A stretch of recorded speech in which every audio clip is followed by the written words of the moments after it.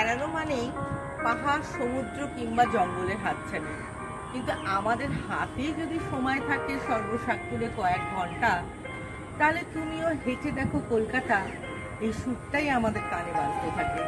আমার ক্ষেত্রেও এর ব্যতিক্রম ঘটেনি। আমি পায়ে হেঁটে আমার প্রাণের শহর কলকাতা দেখতে বেরিয়ে পড়লাম।